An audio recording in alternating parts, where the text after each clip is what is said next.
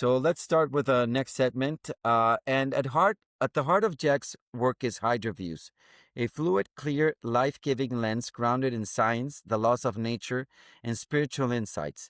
In this segment, we'll map out how Hydroviews forms a worldview that flows like water, nourishing the mind and soul. And we've been talking about this throughout the program, but how can you relate this the concept of Hydroviews as a philosophy for living?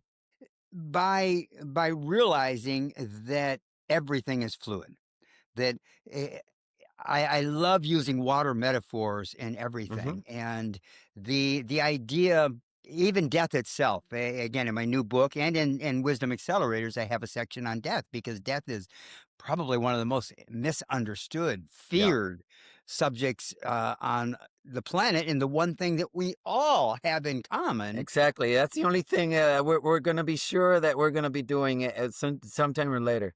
Exactly. And we share it with every living organism on this planet. We are going to have a cycle and we're going to end that cycle, just as the cycles of water.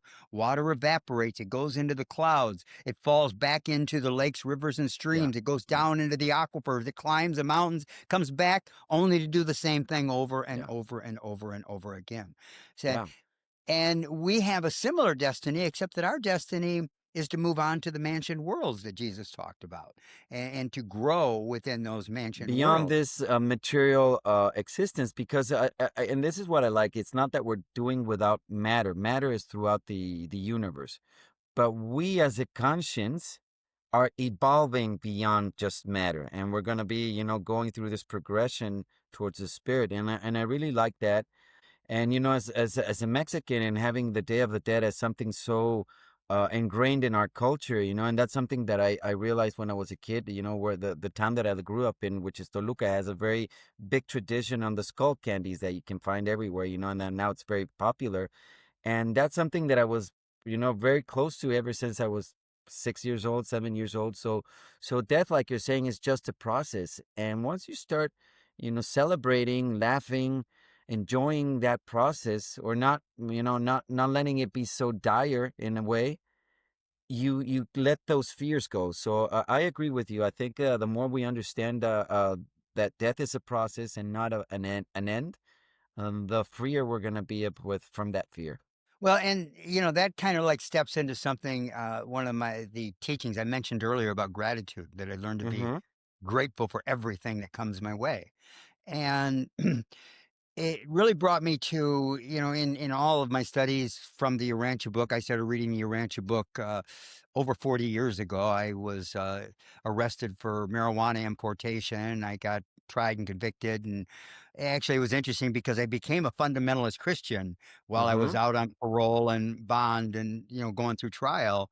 And then when I got into prison, I realized, okay, there's all these other things. If I'm going to teach about Jesus, I better learn Islam. I better learn something about Judaism. I Good. better learn something about all the other philosophies out there. Okay. And as I started to do that, I kept going back to, I had heard about this book called the Urantia Book and hadn't never read it yet. But then I ended up having my wife get a copy and give it to a Baptist minister who smuggled it into me for part of a Bible study. And if no one else showed up, we'd always read the Urantia Book. If anybody else showed up, it would always be the Bible. So it was, Okay.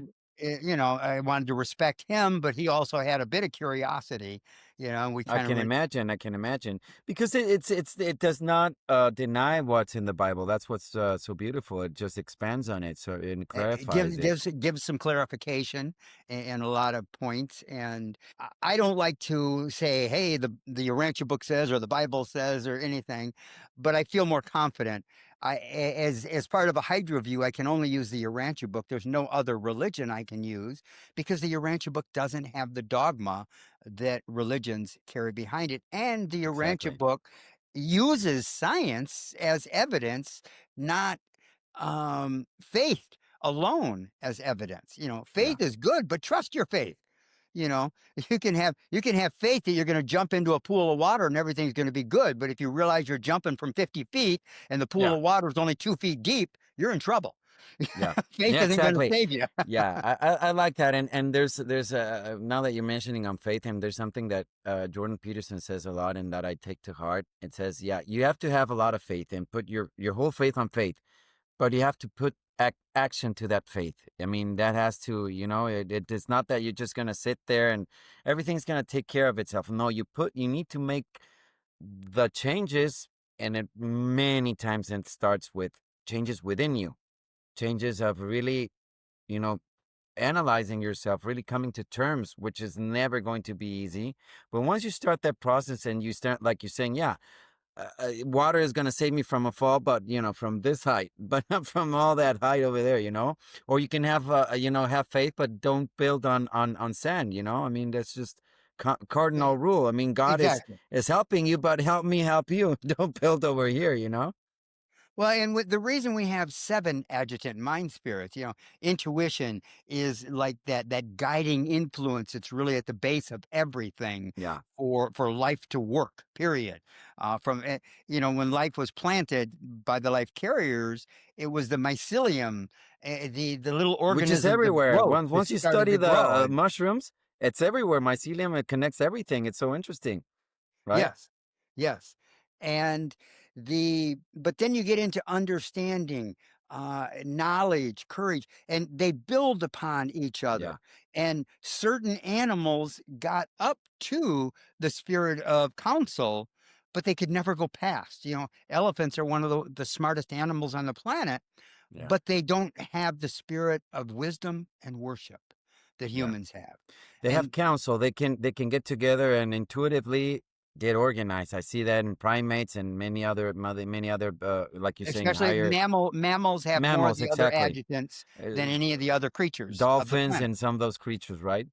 Exactly. Dolphins and Yeah. whales are smarter than any of the other fish as far as their And, ability to do and things. this is interesting because I like the spirit part that you're bringing to this science, because everybody up explains, oh yeah, the cetaceous brain and this brain and the primates and the mammals, but they never take into this concept, which is the adjutant mind spirits, and think of it as circles, right? There's circles, and you're saying it's within, everybody's within this bounds, these bounds, all the intuition, and then as you progress inward, then you're left with what humans, the adjutant spirits for humans, which, like you say, get to wisdom, get to the higher levels, right? Right. And it's kind of like, you look at electricity. It wasn't until the late 1800s that we first got Morse code, Yeah. a way to And this communicate. is not so long ago. Taking into consideration Exactly. how we communicate now with AI, it's putting it into the span of humanity. It's nothing. Yeah, the first humans came a million years ago. Andon and Banta were the first recognized human beings. And they started receiving the spirits of wisdom and worship, or worship and wisdom. It, it is important to understand that worship comes before wisdom.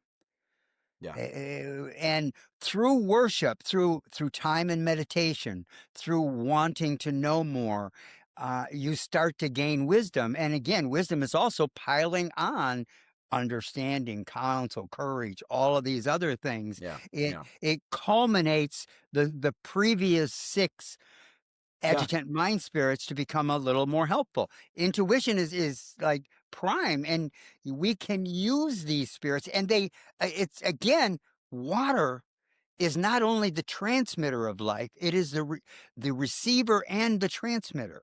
So information comes in, information goes out. It's recorded. Everything that ever happens.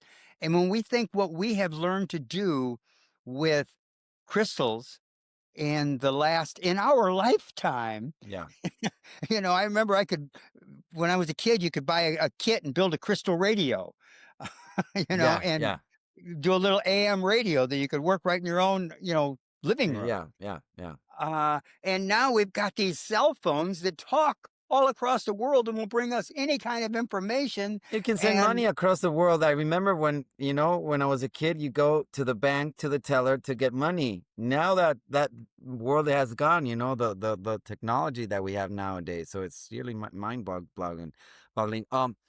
And You're mentioning something about water, and I think that ties up a lot into your view. I mean, we're saying in all in the different religions how water is viewed. So for starters, I mean, in baptism and in Catholicism and Christianity, I mean, baptism is cleansing away what's impure.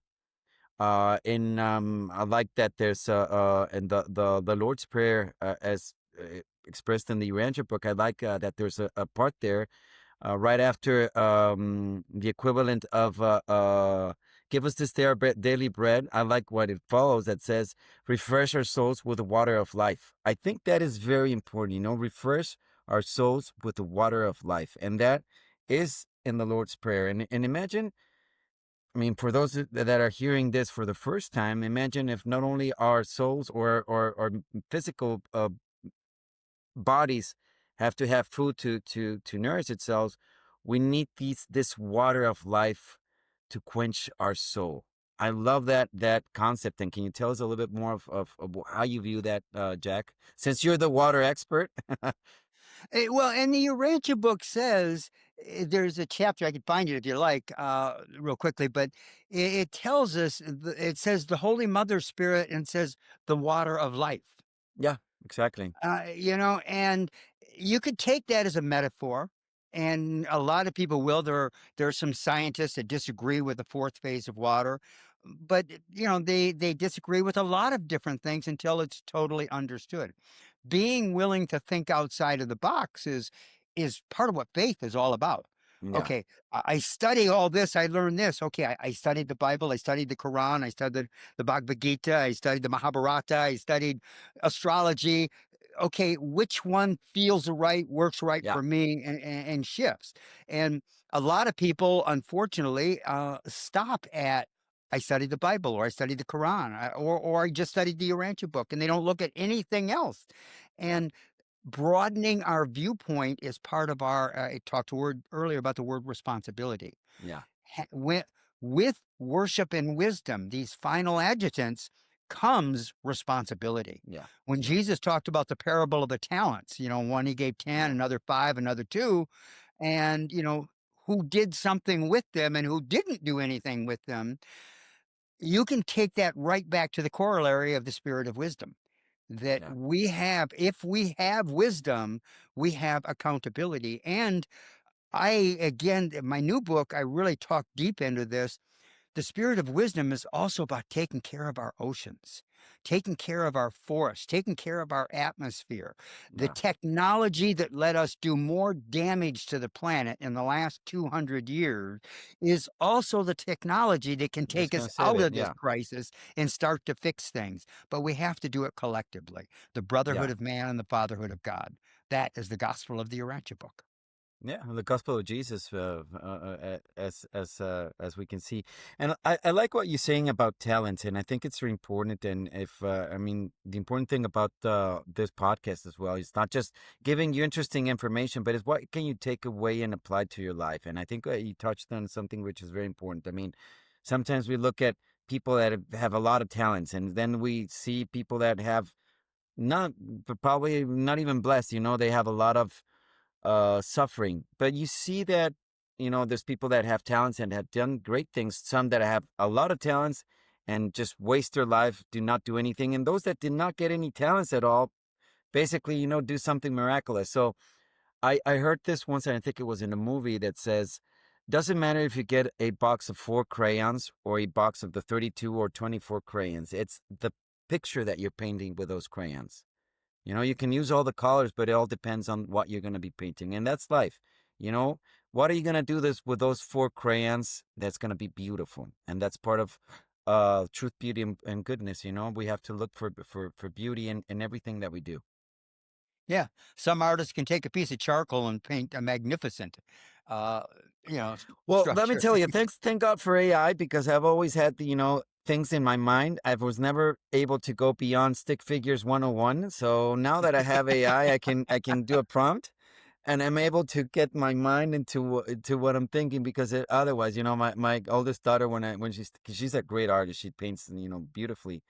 You know, when she was a kid and said, "Daddy, can you help me draw a, I don't know, I think it was a chicken." He said, "No, Forget forget it. She never asked me again. She said, "No, I'll do it. I'll take care of it. No worries." On the Divine Within podcast, we'll share real conversations to help you find a personal connection with God. My goal is to support your faith, growth, and journey toward discovering the divine within yourself. Join us to deepen your faith and spiritual journey.